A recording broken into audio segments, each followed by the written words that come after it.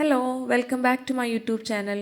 ഇന്ന് ഞാൻ ഒരു ഈസി പോർക്ക് റോസ്റ്റിൻ്റെ റെസിപ്പിയാണ് ചെയ്യാൻ പോകുന്നത്. അപ്പോൾ വീഡിയോ ഇഷ്ടമായാൽ എല്ലാവരും സബ്സ്ക്രൈബ് ചെയ്യുക, വീഡിയോ മുഴുവനും കാണാൻ വേണ്ടി ശ്രമിക്കുക. അപ്പോൾ നമുക്ക് റെസിപ്പിയിലോട്ട് പോകാം. ഞാനിവിടെ 1/2 kg പോർക്കാണ് എടുത്തിരിക്കുന്നത്. മാരിനേറ്റ് ചെയ്യാൻ വേണ്ടി 1/4 ടീസ്പൂൺ മഞ്ഞൾപ്പൊടി ചേർത്ത് കൊടുക്കാം, 1 ടേബിൾ സ്പൂൺ മല്ലിപ്പൊടി ചേർത്ത് കൊടുക്കാം, 3/4 ടേബിൾ സ്പൂൺ മുളക് പൊടി ചേർത്ത് കൊടുക്കാം, 1/2 ടീസ്പൂൺ ജീരകപ്പൊടി ചേർത്ത് കൊടുക്കാം, 1 ടീസ്പൂൺ കുരുമുളക് പൊടി ചേർത്ത് കൊടുക്കാം, 1 ടേബിൾ സ്പൂൺ ഇഞ്ചി വെളുത്തുള്ളി ചതച്ചതും കൂടെ ചേർത്ത് കൊടുക്കാം. ആവശ്യത്തിനുള്ള ഉപ്പും കൂടെ ചേർത്ത് നന്നായിട്ടൊന്ന് മിക്സ് ചെയ്തെടുക്കാം. ഈ അരപ്പ് എല്ലാ ഭാഗത്തും എത്തുന്ന പോലെ നന്നായിട്ടൊന്ന് മിക്സ് ചെയ്തെടുക്കാം.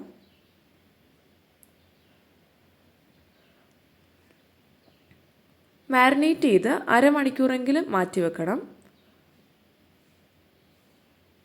ഞാനിവിടെ 1 മണിക്കൂർ മാറ്റി വെച്ചതിന് ശേഷം പോർക്ക് വേവിക്കാൻ വേണ്ടിയിട്ട് കുക്കർ ചൂടാക്കാം. ചൂടായ കുക്കറിലേക്ക് 1/2 ടേബിൾ സ്പൂൺ കോക്കനട്ട് ഓയിൽ ചേർത്ത് കൊടുക്കാം. കോക്കനട്ട് ഓയിൽ ചൂടായതിന് ശേഷം 3 മീഡിയം സൈസ്ഡ് സവാള അരിഞ്ഞതും കൂടെ ചേർത്ത് കൊടുക്കാം. പോർക്കിൽ ഒരുപാട് നെയ്യ് ഉള്ളത് കൊണ്ട് തന്നെ ഒരുപാട് എണ്ണ ഒഴിക്കേണ്ട ആവശ്യമില്ല. ഇനി ഈ ഉള്ളി ഒന്ന് സോഫ്റ്റായിട്ട് വരാൻ വേണ്ടിയിട്ട് നമുക്ക് അല്പം ഉപ്പ് ചേർത്ത് കൊടുക്കാം. മാരിനേറ്റ് ചെയ്തപ്പോൾ നമ്മൾ ഉപ്പ് ചേർത്ത് കൊടുത്തതുകൊണ്ട് ഒരുപാട് ഉപ്പ് ചേർക്കണ്ട.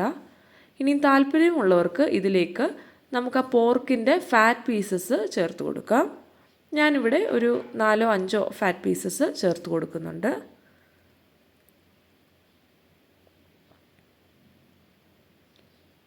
ഫാറ്റ് പീസസും കൂടി ചേർത്ത് നന്നായിട്ടൊന്ന് ഇളക്കിയെടുക്കാം. ഉള്ളിയൊക്കെ ഒരു ബ്രൗൺ കളർ ആവുന്നിടം വരെ വഴറ്റിയെടുക്കണം. വഴണ്ട് വന്നതിന് ശേഷം അതിലേക്ക് 1 പച്ചമുളക് അരിഞ്ഞതും കുറച്ച് കറിവേപ്പിലയും കൂടെ ചേർത്ത് കൊടുത്ത് ഒന്നുകൂടെ ഒന്ന് വഴറ്റിയെടുക്കാം.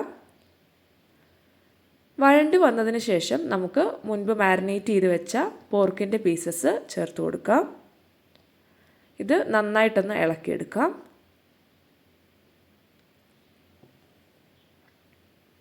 നന്നായിട്ടൊന്ന് ഇളക്കി എടുത്തതിന് ശേഷം ഇതിലേക്ക് ഒരു മീഡിയം സൈസ്ഡ് തക്കാളി അരിഞ്ഞതും കൂടെ ചേർത്ത് കൊടുക്കാം. അതിനുശേഷം ഒന്ന് ഇളക്കിയെടുക്കാം.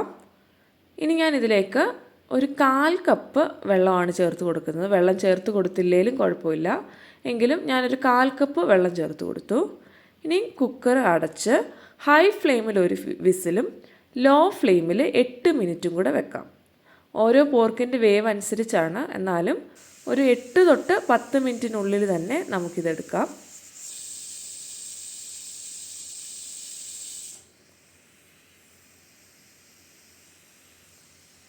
വിസിൽ വന്ന് ഞാൻ ലോ ഫ്ലെയിമിൽ വെക്കുകയാണ്. ഇപ്പോൾ 8 മിനിറ്റായി.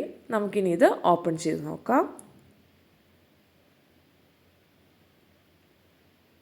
ഇപ്പോൾ നമ്മുടെ പോർക്കൊക്കെ നന്നായിട്ട് കുക്കായിട്ട് വന്നിട്ടുണ്ട്. ഇതിൽ കണ്ടാലറിയാം കുറച്ചുകൂടെ വെള്ളമുണ്ട്. അത് ആ ഫാറ്റൊക്കെ ഇറങ്ങിയതാണ്, ഇതിൽ നിന്ന് വെള്ളമൊക്കെ ഇറങ്ങിയതാണ്.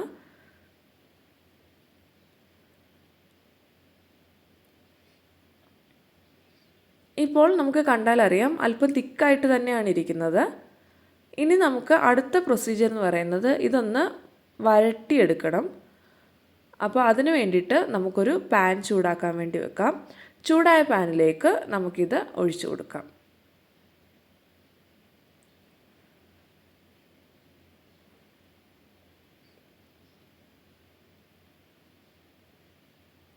ഇനി ഇത് നന്നായിട്ട് ഇളക്കി ഒന്ന് റോസ്റ്റാക്കി എടുക്കണം. അതാണ് നമ്മുടെ അടുത്ത സ്റ്റെപ്പ്. അതിനുവേണ്ടി ഇതിനകത്തൊരു മീഡിയം ഫ്ലെയിമിലിട്ട് ഇത് ഇടയ്ക്കൊക്കെ ഇളക്കി ഇങ്ങനെ വറ്റി വരുന്നിടം വരെ ഒന്ന് ഇളക്കി കൊടുക്കുക.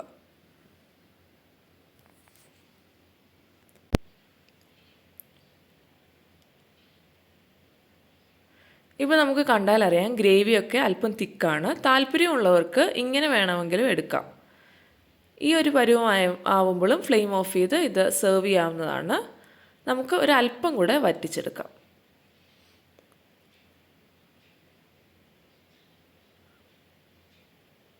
ഇപ്പോൾ ഇത് അല്പം കൂടെ വറ്റി വന്നിട്ടുണ്ട്.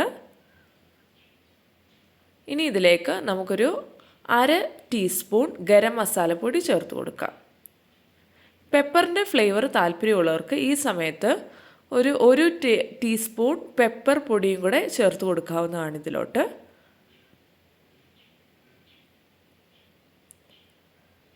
ഇപ്പോൾ നമ്മുടെ റോസ്റ്റ് വീണ്ടും വഴന്നു വന്നിട്ടുണ്ട്, നല്ലപോലെ കുറച്ചുകൂടെ വറ്റി വന്നിട്ടുണ്ട്. നമ്മുടെ സെമി ഗ്രേവി പോർക്ക് റോസ്റ്റ് ഇവിടെ റെഡി ആയിട്ടുണ്ട്. കുറച്ചുകൂടെ ഒന്ന് വറ്റിച്ച് വേണം എന്നുള്ളവർ കുറച്ചുകൂടെ ടൈം റോസ്റ്റ് ചെയ്തെടുക്കാവുന്നതാണ്. ഞാൻ ഈ ഒരു പരുവത്തിൽ ഫ്ലെയിം ഓഫ് ചെയ്യുകയാണ്. അപ്പോൾ എല്ലാവരും ട്രൈ ചെയ്ത് നോക്കുക. താങ്ക്